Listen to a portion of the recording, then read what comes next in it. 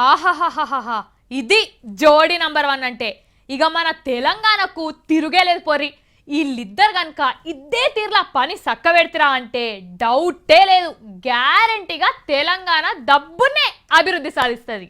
కానీ ఈ ముచ్చట తెలియక ఇన్నేళ్ల సంది వీళ్ళిద్దరు ఉత్తరం దక్షిణాలేమో అనుకున్నాం. ఇంతకు ఎవరు ముచ్చట అనుకుంటారు కదా, ఇగో గిల్లిద్దరిదే ఆ ముచ్చట. వారెవ్వా గిట్లుండాలే ఎవ్వలున్నా.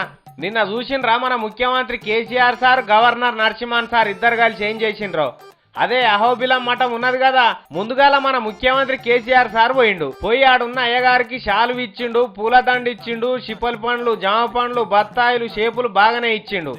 అవ్వాలకిచ్చి గట్టిగా మళ్ళొక పారి దండం పెట్టుకున్నాడు. ఇగో గీ అయ్యగారు చూడు, ఓ అయ్యా మంత్రాలు చదివే తీర్చిపెట్టి సామ్సంగ్ ఫోన్ల ఫోటోలు తీస్తున్నావు. సరే ఊకో జర్చేపాగు. అయితే ఆడికెళ్ళి బయటికి వెళ్దామనుకునే వరకల్లా మన గవర్నర్ నరసింహన్ సార్కి ఎరుకైనట్టుంది.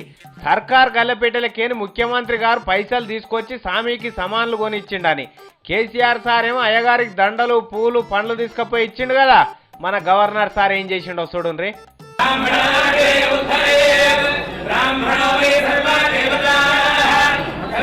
చూసిండ్రా, జనం సొమ్మును కేసీఆర్ సార్ వాళ్ళకి ఇచ్చేస్తే అదే సొమ్మును మళ్ళీ వెనక పట్టుకొస్తున్నాడు మన గవర్నర్ సార్.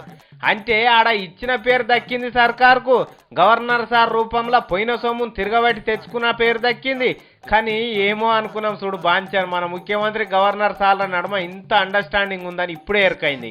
మళ్ళా ఎవరికి డౌట్ కూడా రాకుండా గవర్నర్ సార్ మంచిగా మడిగట్టి పెయ్యన్ని బొట్లు పెట్టుకొని మంత్రాలు చదివే బాపనాయన లెక్కనే ఉన్నాడు. తెలంగాణ పబ్లిక్ పైసలు ఖరాబ్ కాకుండా మళ్ళీ వెనకకు పట్టుకొచ్చిండు అని గుసగుస పెట్టుకుంటున్నారు పంతులు కూడా.